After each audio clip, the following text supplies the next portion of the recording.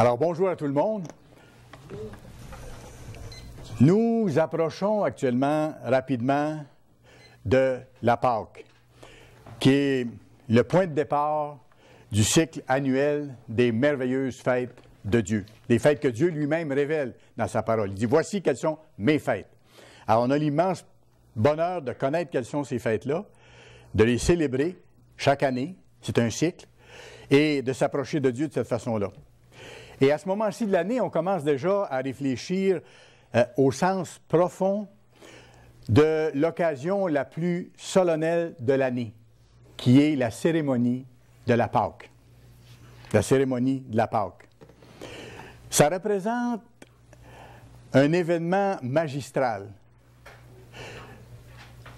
d'une valeur infinie et en même temps un événement qui a une portée éternelle. Parce qu'écoutez, c'est la porte ouverte, pour ceux qui sont appelés à mesure qu'ils le sont, c'est la porte ouverte vers l'obtention de la vie éternelle, vers la nouvelle naissance dans la famille de Dieu au moment de la résurrection. Et ça représente le fait que le Créateur lui-même, c'est pas peu de choses là, le Créateur lui-même a accepté de donner sa vie, de mourir pour ses créatures, pour sa création. Alors, on prépare la Pâque, on prépare les fêtes du printemps, mais on prépare la Pâque de plusieurs façons. Vous le savez, ceux qui sont là depuis quelques années, on refait la même approche chaque année, et c'est toujours nouveau parce qu'on doit aller plus loin, on approfondit avec l'aide de Dieu, on change au cours de l'année avec l'aide de Dieu, on est rendu plus loin. Et ce faisant, Dieu nous en donne davantage à mesure qu'on le cherche. Il dit, approchez-vous de moi, et je m'approcherai de vous. Et c'est ce qui se passe lorsqu'on prépare les fêtes du printemps. Alors, on prépare ça de plusieurs façons, vous le savez, en étudiant les textes pour approfondir puis mieux comprendre le sens de la Pâque puis le sens des fêtes. Et c'est très bien qu'on fasse ça et qu'on le refasse année après année. On se prépare aussi en s'examinant pour voir qu'est-ce que j'ai encore à changer, Père. Il y a des choses que j'ai réussi cette année à changer à cause de ta force parce que tu m'as aidé. Merci. Maintenant, j'ai encore des choses à changer. Et là, on peut lui en parler. Et on peut lui demander son aide pour nous aider à régler ces choses-là aussi, pour nous purifier de plus en plus. Ça, il faut le faire.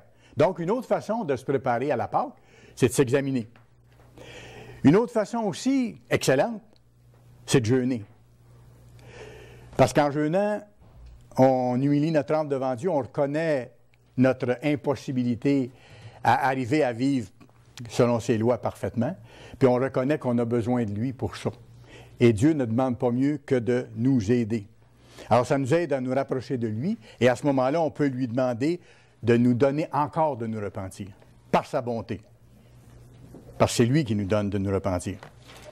Puis, en faisant ces études-là, en s'examinant, en revoyant les Écritures, les brochures sur les fêtes, les articles, à ce moment-là, on apprécie encore davantage le merveilleux plan de Dieu pour le salut de l'humanité, pour amener les êtres humains un jour à faire partie de sa famille, de la famille de Dieu régnant sur la terre. Et ça fait rêver. Ça fait rêver. Mais il ne faut pas oublier l'essentiel. Il faut aller plus loin que ça. Et voilà pourquoi je vous donne le message d'aujourd'hui. Parce qu'il faut considérer Jésus-Christ lui-même. Dans notre préparation, là. Il faut considérer le Christ, il faut penser à lui en tant que notre sauveur personnel. Et ça va nous aider à nous préparer et à vraiment nous approcher et de Dieu et de notre grand frère, le plus vieux de la famille de Dieu, l'aîné. Considérez Jésus-Christ lui-même en préparant la Pâque. Jésus-Christ, c'est la pierre angulaire. Vous le savez par les textes. La pierre angulaire du plan de Dieu. C'est celui, comme la Bible dit, par qui et pour qui ont été créées toutes choses. Lui et Dieu le Père ont décidé de la création longtemps avant que ça se fasse. Et il a été décidé entre eux, qui ont toujours été en parfaite harmonie, que ça allait être le Christ qui allait procéder à créer toute la création qui existe, puis à donner la vie aux êtres humains. Alors, c'est lui par qui et pour qui tout a été créé.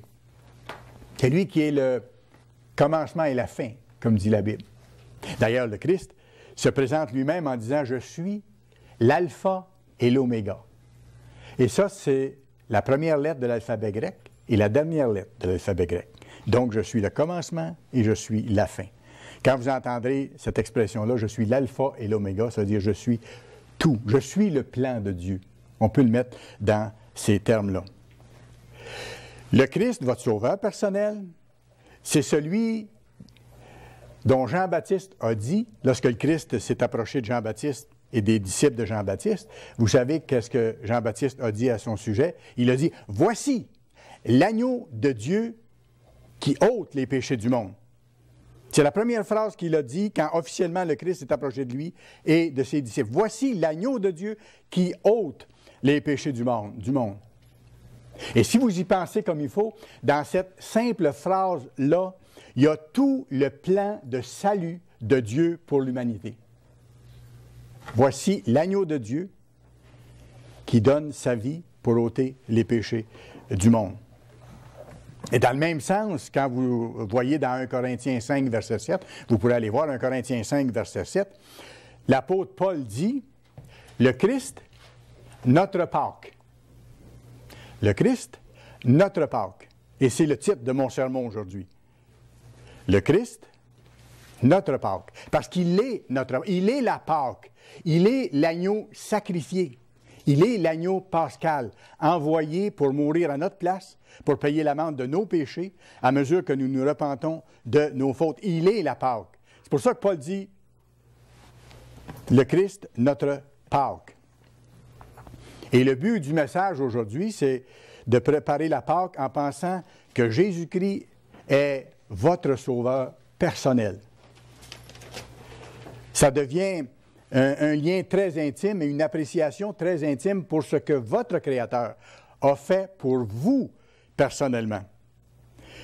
Et en mettant le Christ au centre de notre préparation des fêtes du printemps et de la Pâque, on développe un plus profond sentiment d'appréciation qu'on doit avoir pour le Christ lui-même, pour cet agneau de Dieu, pour le sacrifice immérité de notre part, puis un sacrifice inimaginablement grand. Lui qui est le fondement du plan de salut de Dieu, pour nous qui sommes appelés maintenant, et pour les autres qui vont être appelés éventuellement.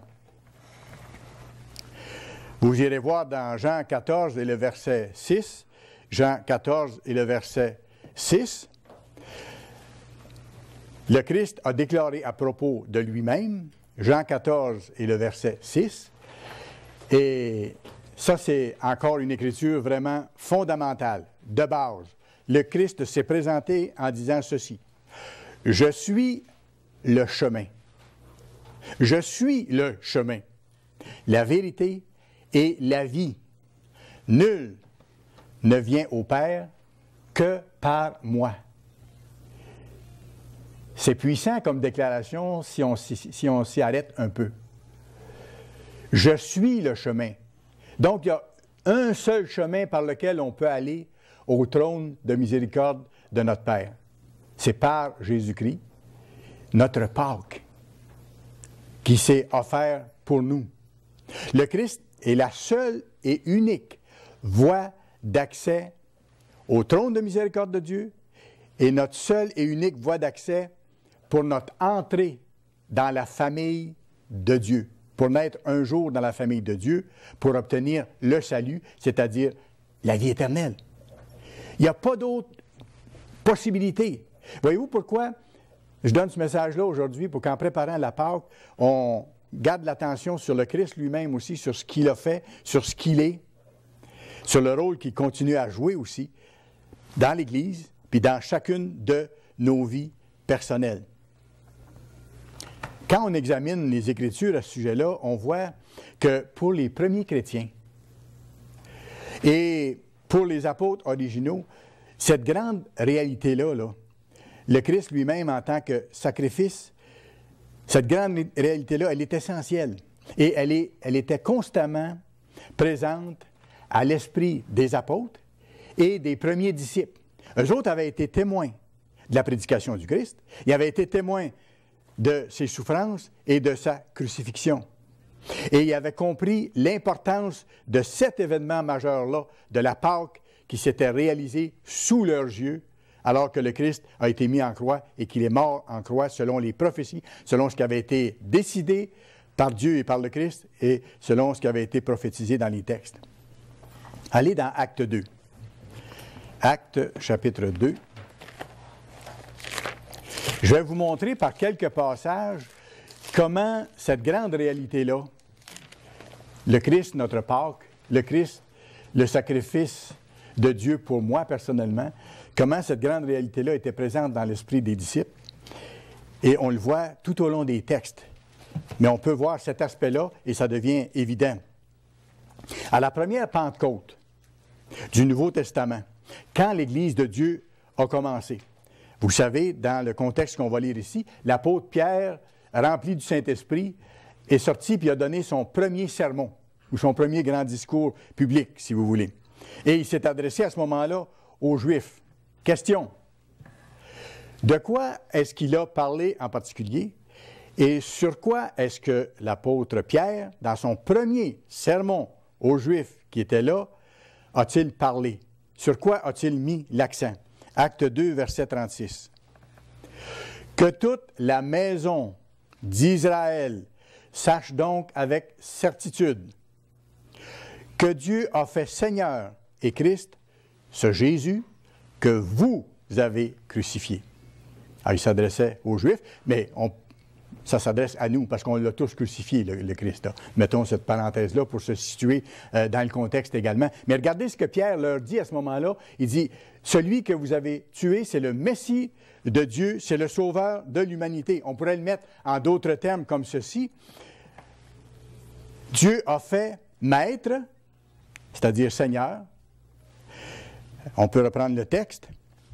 Verset 36, « Que toute la maison d'Israël sache donc avec certitude que Dieu a fait Seigneur, c'est-à-dire Maître, et Christ, c'est-à-dire Oint ou Messie, son envoyé, ce Jésus. » Et le nom Jésus, Yoshua, en hébreu, veut dire Sauveur. Ce Sauveur que vous avez crucifié. Voici l'agneau pascal, autrement dit. Alors, si je le mets en ces termes-là, pour résumer ce que Pierre leur dit, il leur dit, « Dieu a fait Maître et Messie, ce Sauveur de l'humanité que vous avez crucifié. » Le Christ, notre Pâque. Alors, Pierre a commencé son premier sermon puissamment en mettant l'accent sur le Christ en tant que Sauveur de l'humanité. Et tout au long du livre des Actes, on voit que les vrais apôtres ont constamment mis l'emphase sur le fait que Jésus-Christ est notre Sauveur. Pierre a encore fait la même chose. Allez à Acte 10, un peu plus loin. Acte chapitre 10. Ici, le contexte, c'est le premier sermon que Pierre a adressé à des non-juifs, à des gentils ou à des non-juifs, si vous voulez. Et le contexte de ça, c'est que il y a un centenier qui était en charge de 100 soldats romains, qui avait eu une vision comme de quoi un ange du Seigneur allait le voir et tout ça. Dieu préparait dans ce cas-là, avec ces grands miracles-là, le fait que cet homme-là et sa famille allaient être appelés. Puis au même moment, il donnait à Pierre une vision comme de quoi il devait aller chez un non-juif, ce qui n'était pas possible pour un juif à l'époque parce qu'ils ne se mêlaient pas ensemble. Mais Dieu est en train de montrer à Pierre que là, il commençait à appeler des gens qui n'étaient pas israélites. OK? Alors, ça a été tout un événement. Mais ça, c'est le contexte. Alors, Pierre avait eu la vision qu'il devait se rendre chez quelqu'un pour lui annoncer l'Évangile. Et ce quelqu'un-là, qui n'était pas juif, avait reçu une vision comme de quoi quelqu'un viendrait le voir pour lui annoncer la vérité. Alors, ici, on se retrouve dans ce contexte-là, verset 34, acte 10. Alors, Pierre, ouvrant la bouche, dit, « En vérité, je reconnais que Dieu ne fait point de favoritisme, mais qu'en toute nation, celui qui le craint et qui pratique la justice lui est agréable. » Alors là, Pierre, il dit, « Moi, je viens de comprendre, avec ce que Dieu vient de me faire vivre, que les non-juifs sont aussi appelés à faire partie de l'Église de Dieu. » Alors, c'est ce qu'il leur déclare en arrivant chez Cornélius. Il a envoyé la parole aux fils d'Israël en leur annonçant la paix par Jésus-Christ, Alors Pierre dit ce qui est arrivé aux Juifs, à Israël. Il dit Dieu leur a envoyé Jésus-Christ, qui est le Seigneur de tous. OK? Qui est le maître de tous. Alors, sur quoi et sur qui est-ce qu'il met l'accent? Dans son premier sermon aux non-juifs, encore sur le Christ, en tant que maître et Seigneur. Vous savez ce qui est arrivé dans toute la Judée après avoir commencé en Galilée, à la suite du baptême que Jean a prêché. Vous savez comment Dieu a oint du Saint-Esprit et de force sur Jésus-Christ de Nazareth, et ainsi de suite. Et il continue. Et il dit qu'il a fait beaucoup de bien par lui en guérissant tous ceux qui étaient sous l'empire du diable, ceux qui étaient malades, car Dieu était avec lui. Verset 39, nous sommes témoins de tout ce qu'il a fait dans le pays des Juifs et à Jérusalem. Ils l'ont tué. Alors, il exprime ici que le Christ a été le sacrifice offert. Ils l'ont tué en le pendant au bois. Dieu l'a ressuscité le 3e jour et il a permis qu'il apparaisse non à tout le peuple, mais aux témoins choisis d'avance par Dieu, à nous qui avons mangé et bu avec lui après qu'il fut ressuscité des morts. Alors, il témoigne de ce qui est arrivé après sa résurrection. Et Jésus nous a ordonné de prêcher au peuple et d'attester que c'est lui qui a été établi par Dieu, juge des vivants et des morts. Tous les prophètes rendent de lui le témoignage que quiconque croit en lui reçoit par son nom le pardon des péchés. Alors, si vous mettez ça ensemble ici, c'est encore le titre du sermon et c'est encore la petite phrase de Jean-Baptiste qui dit « Voici l'agneau de Dieu qui enlève les péchés du monde ». Exactement la même chose. Le Christ, notre Pâque. Là, Pierre est en train d'expliquer à Cornelius et à sa famille le rôle essentiel, fondamental du Christ dans le plan de Dieu. Allez à Acte 16 maintenant. Acte chapitre 16. Acte chapitre 16. Ici, pour vous situer dans le contexte, Paul et Silas venaient d'être emprisonnés dans la ville de Philippe. Il y a eu cette nuit-là un grand tremblement de terre, et ça décrit dans le texte que les portes de la prison se sont toutes ouvertes. OK? Dieu a manifesté son intervention et sa grande présence. Alors, à ce moment-là, le chef des gardes, le geôlier qui était en charge, était très inquiet. Il voulait même se suicider parce que lui était responsable des prisonniers qui étaient là. Et là, si ces prisonniers-là sortaient, lui en répondait de sa vie. Et c'est pour ça qu'il allait mettre fin à ses jours lui-même, au lieu que d'être tué par les autorités romaines. Alors, voyez ce qui se passe à ce moment-là, verset 27 de Luc 16. Le geôlier se réveilla, et lorsqu'il vit les portes de la prison ouvertes, il tira son épée et allait se tuer, pensant que les prisonniers s'étaient enfuis. Mais Paul cria d'une voix forte, « Ne te fais point de mal, car nous sommes tous ici. » Alors le geôlier, ayant demandé de la lumière, entra précipitamment et se jeta tout tremblant aux pieds de Paul et de Silas. Il les fit sortir et dit, « Seigneur, que faut-il que je fasse pour être sauvé? » On voit que Dieu appelait cet homme-là parce qu'il était déjà disposé à comprendre ce qui arrivait.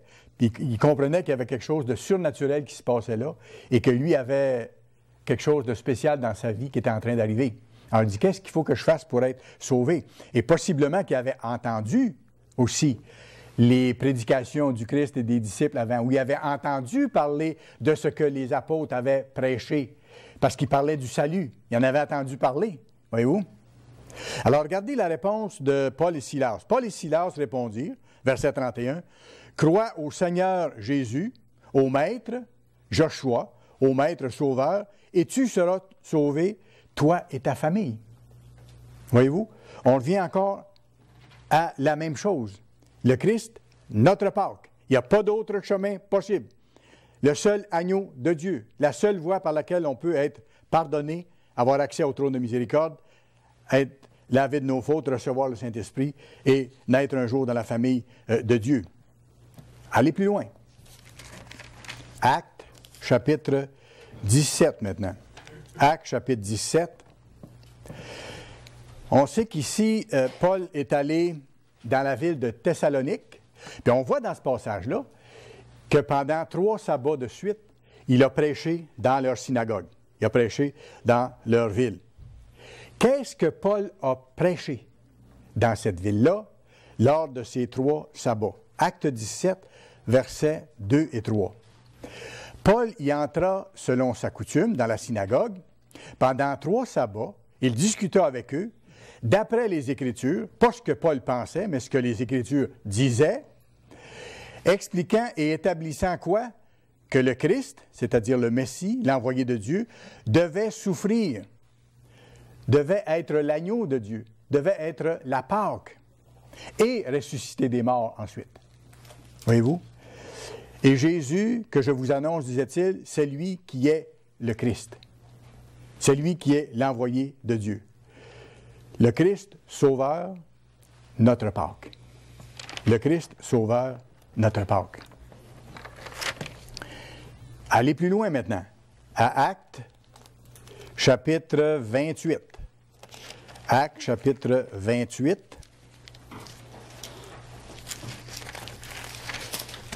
Paul a toujours annoncé, dans le fond, la même chose. Bien sûr, il a ajouté, il a expliqué des choses par rapport à l'Évangile et tout ça, mais le fondement apparaissait toujours, le fondement de l'Évangile apparaissait toujours dans ce que Paul expliquait. C'est important que nous, on le voit, parce que ça nous donne l'importance que le Christ doit avoir dans nos pensées, puis dans notre reconnaissance lorsqu'on approche des fêtes du printemps. Si c'était si important que ça, dans l'annonce des apôtres, ça doit l'être pour nous, qui sommes membres de l'Église, qui sommes les rachetés, qui sommes les pardonnés, et qui allons entrer dans les merveilleuses fêtes du printemps, et qui allons, pour les baptiser, prendre la Pâque une fois de plus, grâce à notre Seigneur, grâce à notre Sauveur. Alors, jusqu'à la fin de sa vie, Paul a prêché la même chose, il a mis l'accent sur le Christ en tant que notre Pâque, notre Sauveur. Acte 28, verset 30. À la toute fin de sa vie, Paul demeura 2 ans entiers dans une maison qu'il avait louée. Il recevait tous ceux qui venaient le voir. Il était comme en résidence surveillée à ce moment-là, avant d'être mis à mort. Alors, il recevait tous ceux qui venaient le voir. Et on voit comment Dieu, je fais juste une parenthèse, on voit comment Dieu est puissant. À travers des circonstances qui auraient pu être tout à fait décourageantes, difficiles à comprendre à l'œil humain, un ministre de Dieu, un apôtre de Dieu qui avait été enseigné même directement par le Christ lui-même, qui se retrouve en résidence surveillée, pas capable de se déplacer, alors qu'il va être mis à mort bientôt, et il le savait, il l'avait dit aux membres de l'Église pas longtemps avant.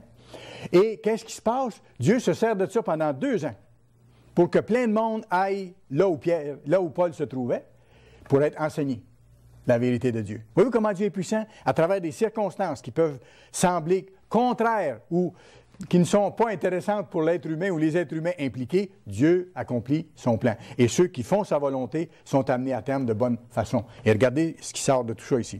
Alors, je ferme la parenthèse maintenant. Alors, 2 ans, Pierre a demeuré dans cette demeure qui avait été louée. Les gens allaient le voir. Qu'est-ce qu'il faisait? Verset 31. Prêchant le royaume de Dieu et enseignant ce qui concerne le Seigneur Jésus-Christ en toute liberté et sans obstacle. Voyez-vous, il annonçait le royaume, mais tout ce qui concerne Jésus-Christ. Parce que Jésus-Christ, c'est le roi de ce royaume-là. Et si ce royaume-là est rendu possible, c'est parce qu'il y a d'abord eu, au début du plan de Dieu, le sacrifice de l'agneau qui s'est donné lui-même. Voyez-vous, même à la fin de sa vie, on voit que Paul, dans ses enseignements, gardait le cap là-dessus en rendant gloire, en rendant honneur au Christ qui est notre Pâque. Comprenez-vous plus pourquoi maintenant je vous donne le sermon d'aujourd'hui, alors qu'on approche des fêtes du printemps, puis alors qu'on approche de la Pâque. Par son sang versé, le Christ est notre seule voie d'accès au trône de miséricorde de Dieu. Notre seule voie d'accès pour être pardonné de nos fautes, pour être lavé de tous nos péchés et de ce que nous sommes de mauvais, en acceptant de tout cœur sa mort à notre place, personnellement, en marchant avec lui, animé par le Saint-Esprit qui nous donne, parce que c'est lui qui nous donne la force de le faire, et de comprendre et d'être capable de le faire graduellement. Il ne faut pas se décourager, c'est graduel, mais il faut faire tous nos efforts, par exemple, ne pas être négligent. Allez maintenant à Apocalypse, s'il vous plaît, le chapitre 5. Apocalypse, chapitre 5.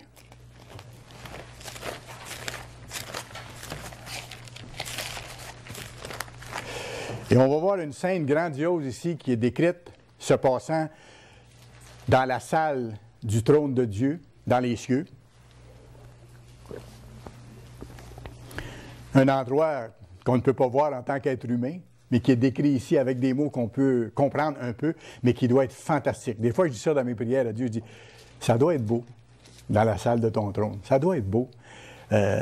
On voit des beaux paysages, on voit parfois des beaux décors que les gens ont le talent de faire et tout ça.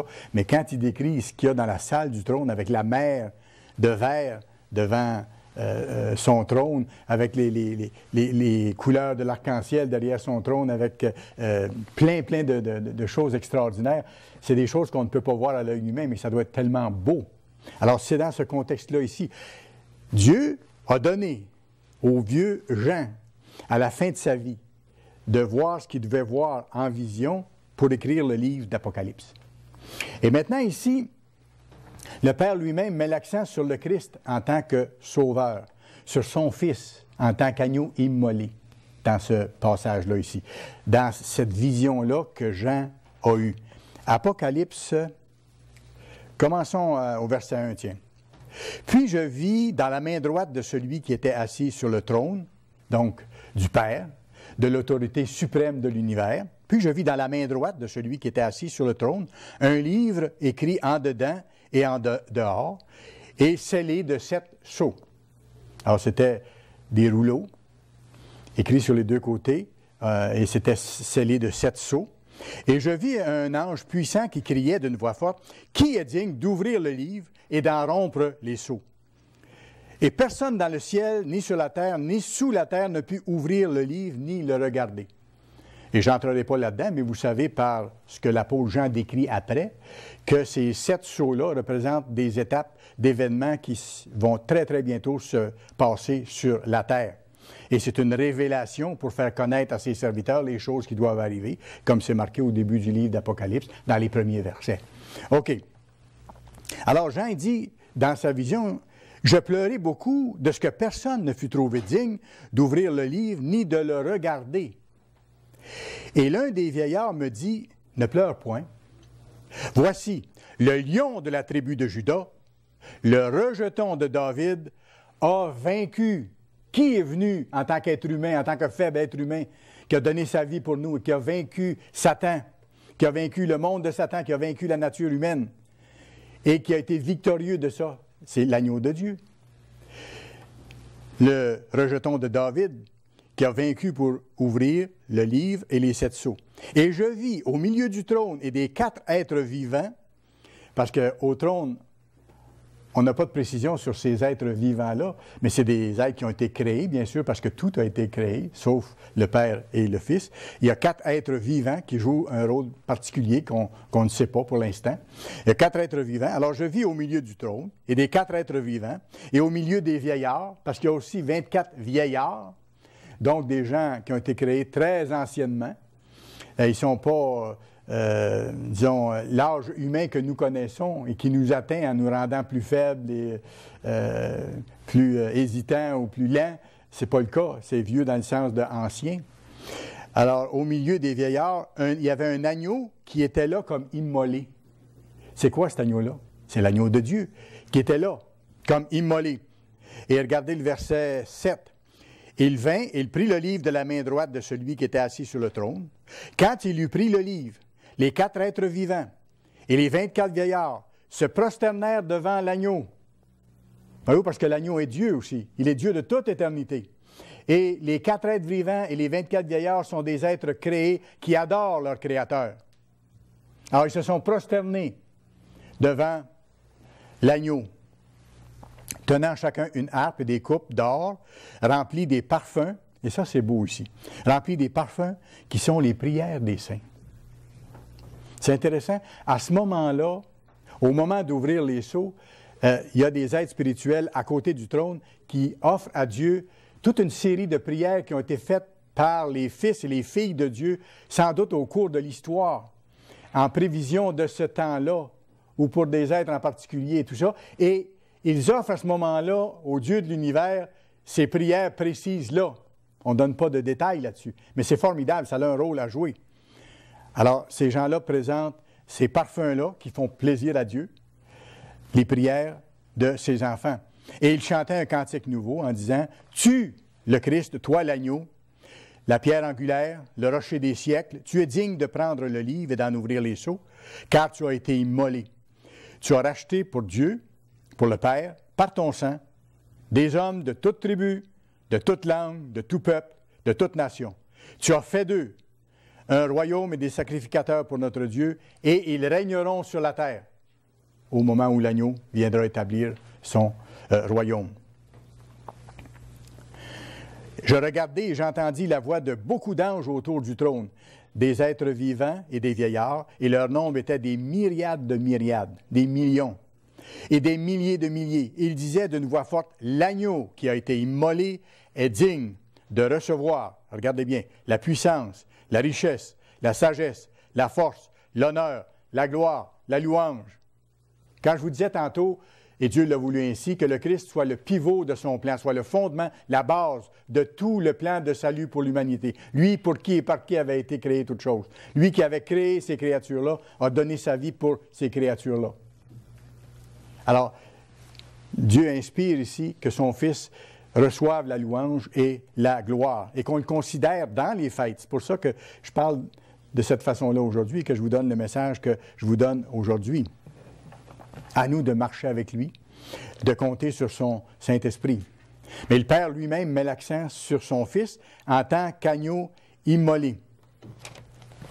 Voyez-vous un peu plus pourquoi, en nous préparant pour la Pâque, il faut considérer aussi le Christ lui-même. Le Christ lui-même, mon grand frère qui a soin de moi, qui a ouvert le chemin pour moi, qui m'a pris alors que j'étais ennemi.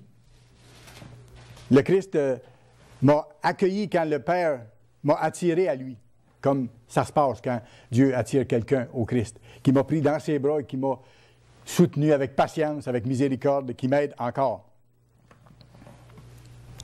On peut voir aussi pourquoi Paul en parlait si souvent. Regardez dans 1 Corinthiens chapitre 2. 1 Corinthiens chapitre 2. Je vous ai donné quelques exemples tantôt où les apôtres parlait de ce thème souvent, et je vous ai montré que Paul en parlait souvent aussi. Et on voit dans 1 Corinthiens chapitre 2, aux 2 premiers versets, encore la même chose dans la bouche de Paul. C'est tellement fascinant de voir approcher les fêtes du printemps sous cet angle-là. Moi, ça m'a également très, très nourri, encouragé, réjoui de préparer ce message-là, parce que j'en ai été nourri. Beaucoup aussi, puis ça me donne une dimension que je dois développer pour bien préparer la Pâque, avoir de la reconnaissance pour mon Sauveur, puis penser à ce qu'il a fait pour moi. Regardez ce que Paul dit ici. 1 Corinthiens 2, versets 1 et 2. « Pour moi, frère, lorsque je suis allé chez vous, ce n'est pas avec une supériorité de langage ou de sagesse que je suis allé vous annoncer le témoignage de Dieu, car je n'ai pas eu la pensée de savoir parmi vous autre chose. » Autrement dit, il dit, « Voici ce dont je vous ai parlé. Je n'ai pas eu la pensée de savoir parmi vous autre chose que Jésus-Christ et Jésus-Christ crucifié. » Le Christ, notre Pâque. Voyez-vous comment ça revient? Si on le regarde comme il faut, les textes de proche, sous cet angle-là, on voit que ça revient avec beaucoup de force. Ce même thème-là. Le Christ crucifié. Le Christ, notre Pâque. Le Christ, notre Sauveur. Paul avait toujours à l'esprit le fait, comment je dirais, grandiose et précieux, que le Christ, dans des souffrances atroces, était mort à sa place. Comme il est mort à votre place et à ma place. Pour lui. Pour que Paul puisse se repentir, qu'il puisse changer avec l'aide de Dieu, qu'il soit baptisé, qu'il reçoive le Saint-Esprit et qu'il soit guidé ensuite par son Saint-Esprit. Et c'est la même chose pour nous. Pour tous ceux que Dieu appelle à mesure que Dieu les appelle. Et là, vous allez comprendre encore plus puissamment pourquoi Paul dit dans Galates 2, 20. Vous connaissez ce passage-là parce que M. Meredith le ramène régulièrement dans ses sermons et pour lui, c'est son passage favori. Et dans le fond, en faisant ça, il fait exactement comme Paul et il fait exactement comme les apôtres originaux qui mettaient l'accent sur le Christ en tant que sauveur. Dans Galates 2, verset 20, il est écrit et c'est Paul qui parle, « J'ai été crucifié avec le Christ. » Pas parce que Paul était physiquement là à ce moment-là et que Paul avait été mis en croix, mais la pénalité que Paul avait pour ses fautes, l'amende que Paul avait à payer pour ses propres péchés, ça a été crucifié sur la croix au moment de la mort du Christ, qui a payé pour l'amende des fautes commises par chacun des êtres humains. Et c'est pour ça que l'appel, il est individuel. Le repentir est individuel. Le cheminement, il est individuel. Et notre relation avec Dieu et avec le Christ doit être une relation vraiment individuelle. On doit le voir comme ça. Bien sûr, on est une famille. Mais chaque membre de la famille a une relation privilégiée, merveilleuse avec le papa de la famille, puis avec le plus vieux, avec l'aîné de la famille. Ça, c'est la réalité. Alors, Paul, il dit que j'ai été crucifié avec le Christ. Il est mort pour moi.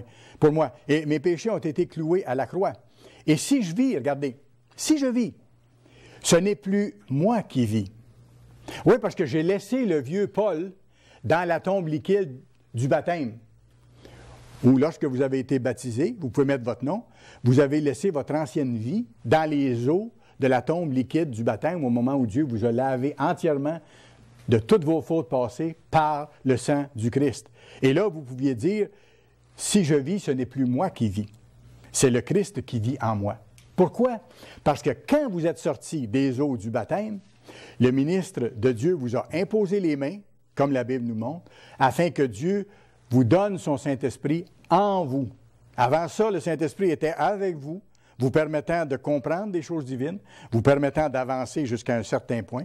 Mais maintenant, Dieu a placé en vous sa présence, sa puissance, et le Christ est là, présent en vous, qui est un homme nouveau ou une femme nouvelle, parce que l'homme ancien est resté dans les eaux du baptême. C'est une personne nouvelle. Et si je vis, ce n'est plus moi qui vis, c'est le Christ qui vit en moi.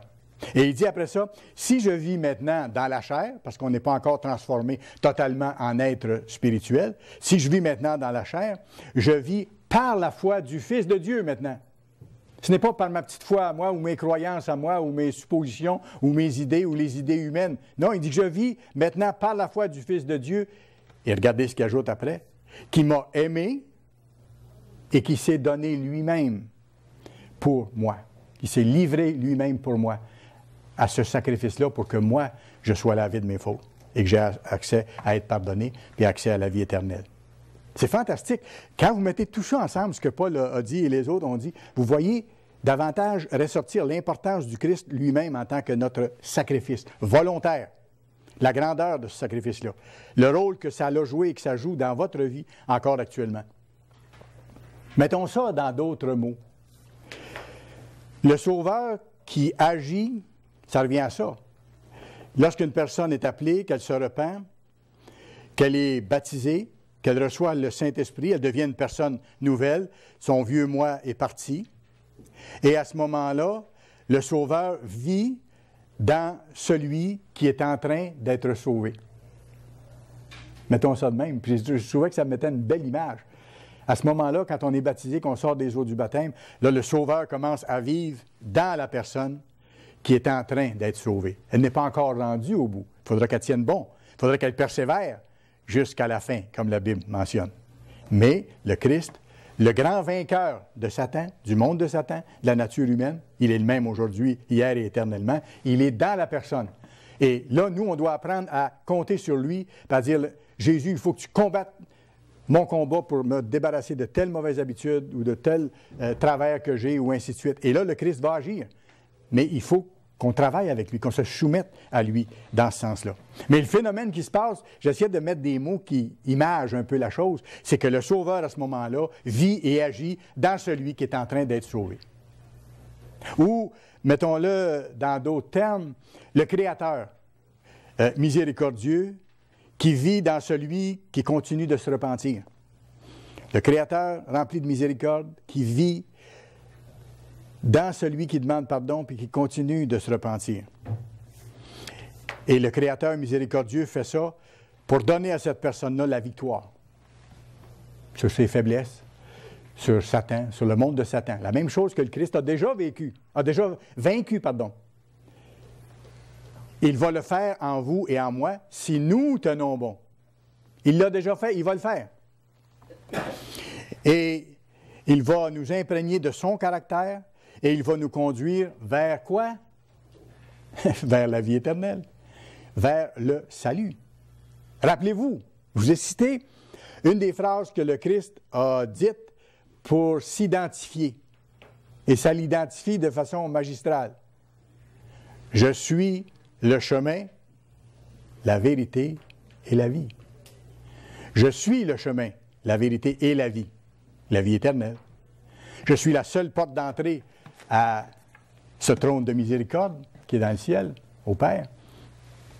Et je suis celui qui peut vous donner la victoire en vivant en vous, si vous vous soumettez à moi. C'est le Christ qui parle, bien sûr. Alors, je vais plus loin. Le vrai christianisme, ça ne se limite pas seulement à observer la loi. Peut-être que je vais vous surprendre un petit peu, mais je vais expliquer. Le vrai christianisme, ça ne se limite pas seulement à observer la loi. On doit aller beaucoup plus loin. On doit aller beaucoup au-delà du fait de simplement observer la lettre et l'esprit de la loi. On doit même aller plus loin que ça. Parfois, on dit qu'il faut aller plus loin qu'observer la lettre de la loi. Oui, c'est vrai. Mais il faut aller plus loin qu'observer la lettre et l'esprit. Soyez pas inquiets, c'est possible. Je n'arrive pas avec quelque chose d'impossible, au contraire, vous allez voir. Et c'est drôlement encourageant. Mais il faut en être conscient, puis il faut faire ce chemin-là. On doit aller beaucoup au-delà de ça.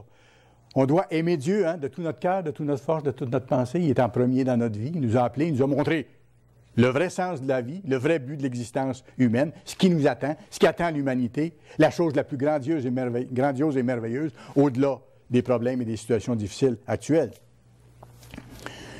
Alors, on doit aimer Dieu, mais ce qu'on doit faire pour aller plus loin que l'observance de la loi dans la lettre et dans l'esprit, c'est de développer une profonde appréciation. De développer une profonde appréciation pour le fait d'avoir été pardonné.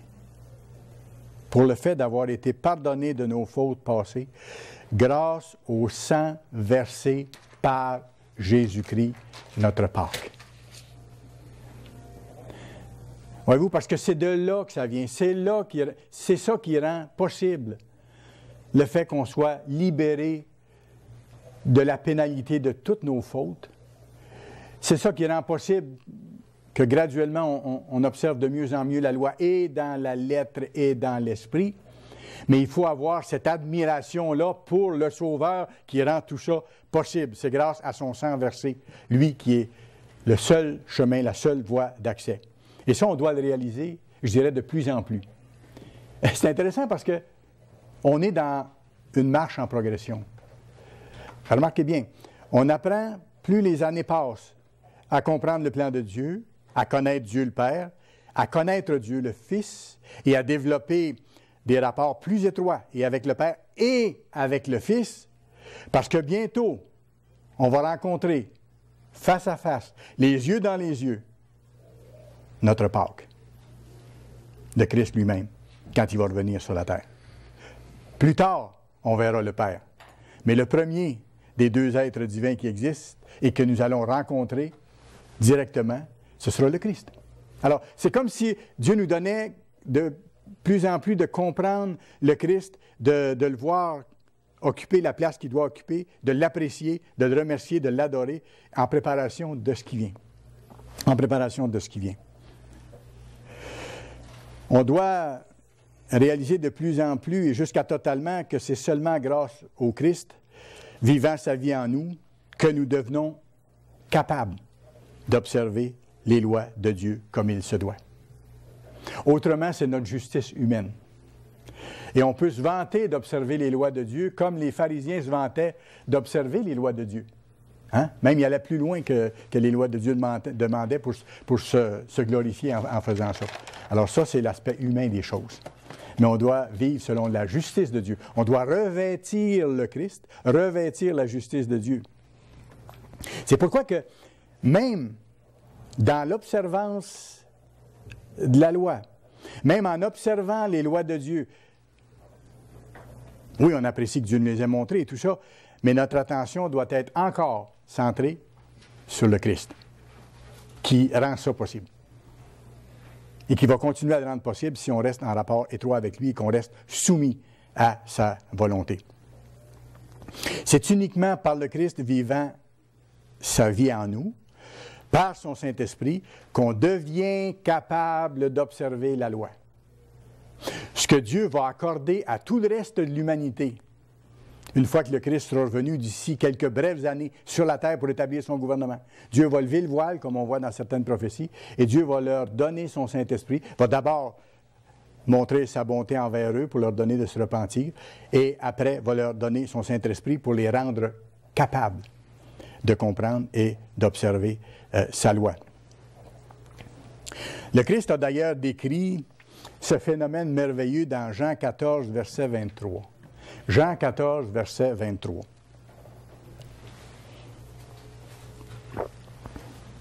Jean 14, verset 23. Regardez ce que le Christ dit. Il dit, « Si quelqu'un m'aime, il gardera ma parole. » Alors, c'est clair, c'est une définition, on ne peut pas avoir plus simple. Aimer le Christ, ça veut dire garder sa parole, faire ce qu'il a dit, tout simplement. « Et mon Père l'aimera. » Voyez-vous leur relation très étroite, un avec l'autre? Écoutez, ils ont toujours été ensemble, de toute éternité. Il dit, « Mon Père l'aimera. Et nous viendrons à lui. » Et regardez comment c'est beau. « Et nous ferons notre demeure chez lui. » C'est-à-dire, nous allons mettre notre esprit, notre puissance, notre présence dans cette personne-là. Il va devenir le temple du Saint-Esprit. Nous allons habiter en lui, mon Père et moi, par la puissance du Saint-Esprit. Vous voyez comment c'est beau, comment c'est touchant de voir comment le Christ exprime ces choses-là.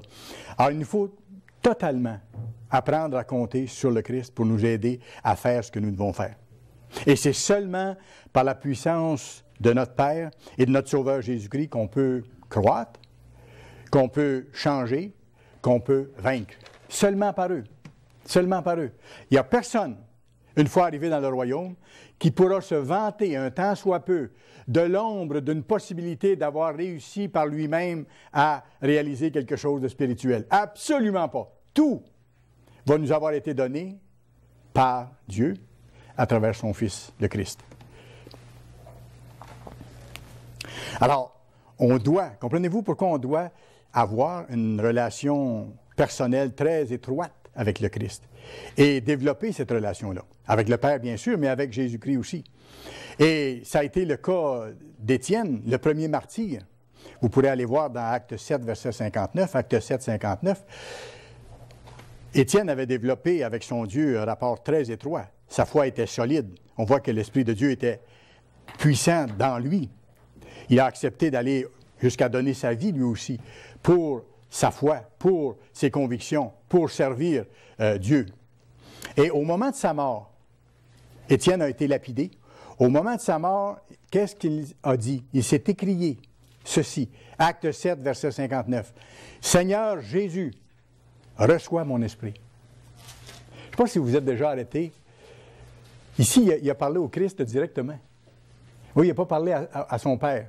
Il a parlé au Christ directement. « Seigneur Jésus, reçois mon esprit. » Ça veut dire qu'il était en relation très étroite, non pas seulement avec le Père, mais avec le Christ lui-même, et il considérait l'importance du rôle du Christ. Bien sûr, on doit surtout et principalement adresser nos prières à notre Père, comme le Christ nous a montré de faire. Il dit, voici comment prier. Et on prie Dieu au nom du Christ. Ils sont toujours joints ensemble de façon indissociable, tous les deux. Alors, on adresse des prières surtout et principalement à notre Père, mais ce n'est pas mal du tout, au contraire, de parler parfois directement à Jésus-Christ dans nos prières. C'est un exemple de ça. On peut parler à notre grand frère. Dieu n'est pas jaloux de ça, absolument pas. On peut parler à notre grand frère directement. Lui qui est assis à la droite du Père sur le trône dans les cieux. D'ailleurs, c'est un commandement qui nous est donné, je vais vous le montrer. Allez dans Jean chapitre 5. C'est un commandement qui nous est donné qu'on doit honorer Jésus, qu'on doit honorer le Christ, notre Pâques, tout comme nous honorons le Père. Regardez ce que le Père a inspiré Jésus de dire dans Jean 5, versets 22 et 23. Jean 5, versets 22 et 23. Le Christ dit ceci. Le Père ne juge personne, mais il a remis tout jugement au Fils, c'est-à-dire à lui, afin que tous honorent le Fils. Voyez-vous ce que je vous dis? Afin que tous honorent le Fils comme ils honorent le Père. Voyez-vous que ce n'est pas une faute que de s'adresser au Christ, de lui parler, de lui dire merci à lui aussi, de nous manifester notre appréciation. Celui qui n'honore pas le Fils n'honore pas le Père qui l'a envoyé. Alors, il y a plus que juste le respect ici, il y a le fait de marquer l'appréciation pour le Fils. Et de plus en plus, puis du fond du cœur, on doit honorer le Christ. L'adorer, l'aimer, lui être loyal, puis lui exprimer notre reconnaissance. C'est pour ça qu'en approchant les fêtes du printemps cette année, c'est bon qu'on mette l'accent sur cet élément-là de la Pâque et des fêtes du printemps qui s'en viennent. À chaque saison de la Pâque, c'est le temps pour nous autres d'en profiter pour, je dirais, renouveler notre appréciation pour ce que le Christ a fait dans chacun de vous, dans chacune des vies des êtres qui sont appelés maintenant. Ça, il a déjà fait. Il est mort dans le passé pour ça et il vous a déjà accueilli quand le Père vous a attiré à lui. Et il a travaillé avec vous depuis ce temps-là. Alors le Christ a déjà fait beaucoup. On peut le remercier pour ce qu'il a fait. On peut le remercier pour ce qu'il est en train de faire. Lui qui est le chef suprême de l'Église, selon la volonté de Dieu, et qui la dirige comme elle doit être dirigée. Et qui met en place les hommes qu'il veut avoir. Et qui permet parfois qu'il arrive certaines choses pour tester les uns, tester les autres, et ainsi de suite. Mais qui a promis et réalisé que jamais l'Église ne serait détruite, si petite en vienne-t-elle à être parfois à certaines époques. Il avait promis que jamais elle ne serait détruite. Alors, il est en train d'accomplir de grandes choses en tant que notre souverain sacrificateur, en tant que notre chef de l'Église, en tant que notre avocat auprès du Père aussi. Et on peut le remercier aussi pour ce que notre grand frère, qu'on appelle déjà notre grand roi, va faire pour nous tout au long de l'éternité. Quand on aura le bonheur de travailler avec lui pour rebâtir la société et amener un monde enfin paisible, heureux, productif et merveilleux, comme on voit dans la Bible. Peu après la première Pentecôte, après que Pierre a eu fait son premier sermon aux Juifs, il a fait un autre message pas longtemps après, dans Acte 3.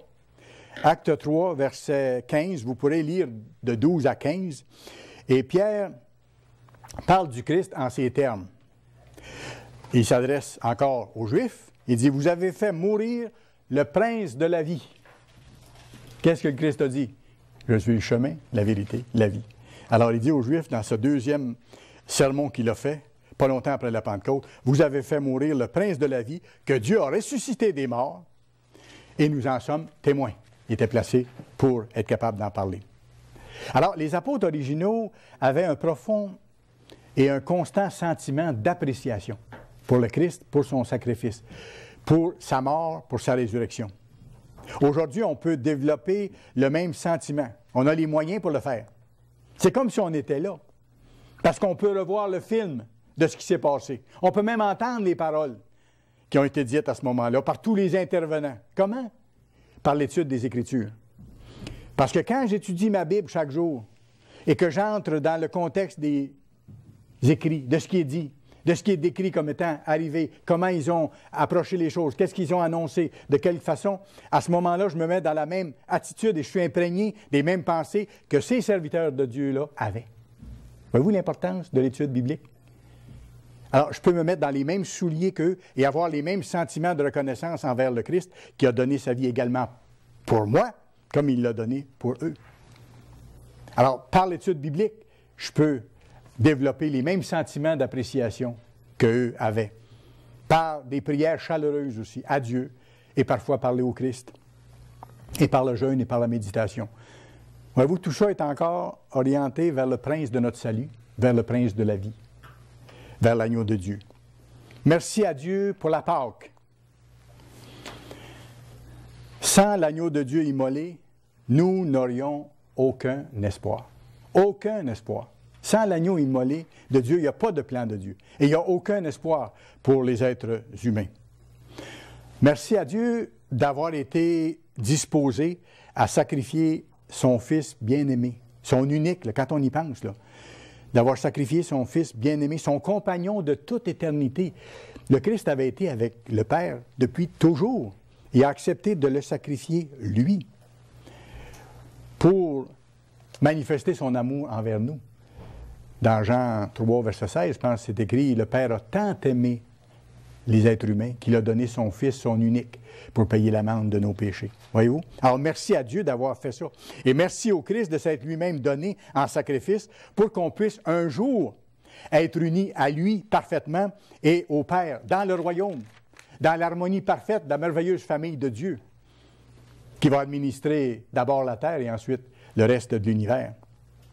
Vous savez, on peut avoir une foi absolue.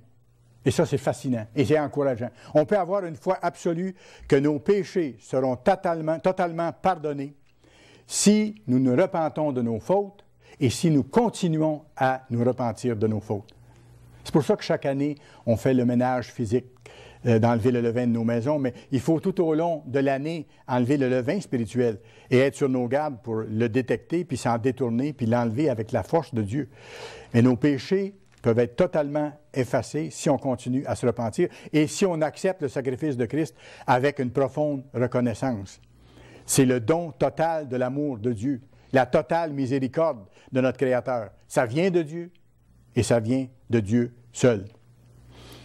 Alors qu'on approche la Pâque maintenant, rappelez-vous le fondement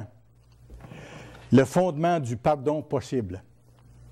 Rappelez-vous le point de départ de tout le plan de Dieu.